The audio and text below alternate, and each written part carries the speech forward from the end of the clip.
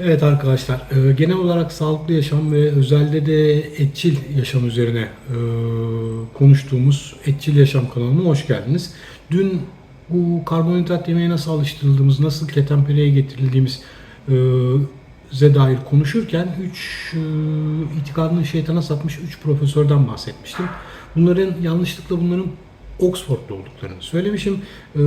Fakat bunlar esasında Harvard'lılarmış. Öncelikle onu düzeltmek istiyorum.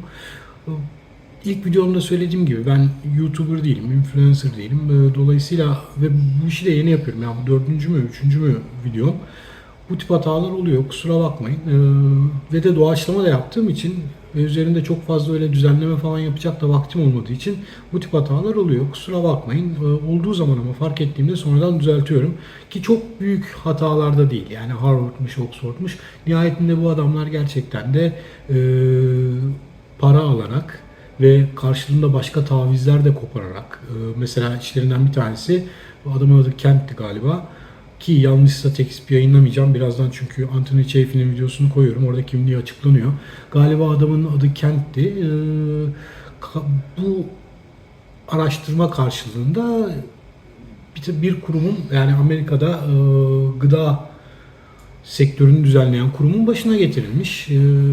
Dolayısıyla başka çıkarlar da karşılığında bizi yanlış yönlendirdikleri, kasıtlı olarak yanlış yönlendirdikleri bir gerçek. Hani onun yanında işte Profesör Oxford'luymuş, Harvard'lıymış. Bence bunun çok önemi yok ama yine de doğru olması açısından ben size şimdi Anthony Chaffee'nin konuyla ilgili bir konuşmasını altyazılı olarak yayınlıyorum. Buyurun seyredin. İçerisinde ayrıca kolesterolle ilgili, kolesterol ve kalp hastalığı ilişkisi var mı yok mu bununla ilgili değerli bilgiler de bulacaksınız.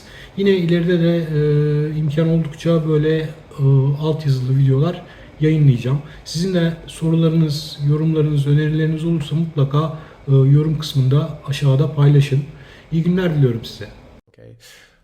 So the debate was, cholesterol. Have we got it wrong? Should we rethink our approach to it? And I think the answer to that is a resounding yes. Okay.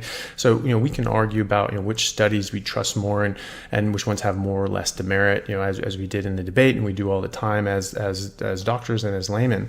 But I think it comes down to the simple fact that the original studies that showed a correlation but never causation between cholesterol and heart disease and the 1977 USDA recommendations to eat less fat and cholesterol were not only false but fraudulent. Okay, these were bought and paid for by the sugar industry through something called the Sugar Research Foundation. That's now called the Sugar Association. Okay, so that's not up for debate. That's a matter of record. Okay, this is an actual historical event that happened that we have clear documentation of. So cholesterol was never a problem. Okay, it was never a marker of disease. It was never a cause of heart disease. Okay, that's really end of story in my book because this was all predicated on false information.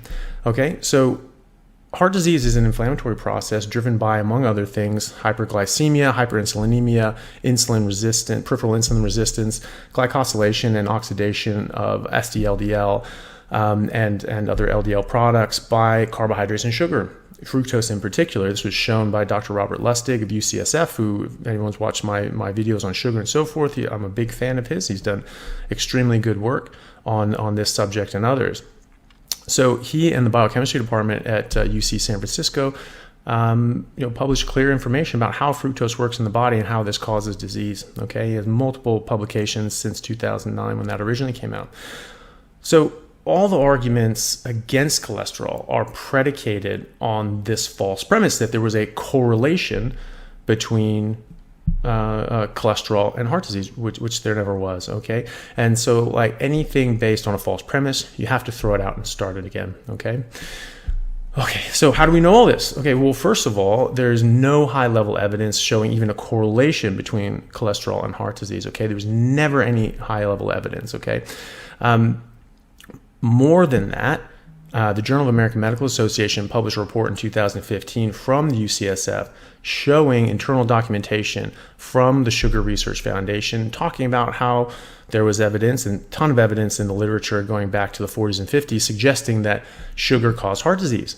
And in their own words, in their own documentation, detailing how they paid off 3 Harvard professors to falsify data and publish fraudulent studies to make it appear as if cholesterol was causing heart disease, or is at least correlated with heart disease, and exonerating sugar, even though sugar was the problem. They call this an empty calorie, okay? So that's where that phrase comes from, okay? It was one of these professors, Professor Mark, who was made head of the USDA after this, and he helped shape and author the 1977 USDA dietary recommendations to significantly reduce saturated fats and cholesterol because it caused heart disease. Okay, this changed the world. All right.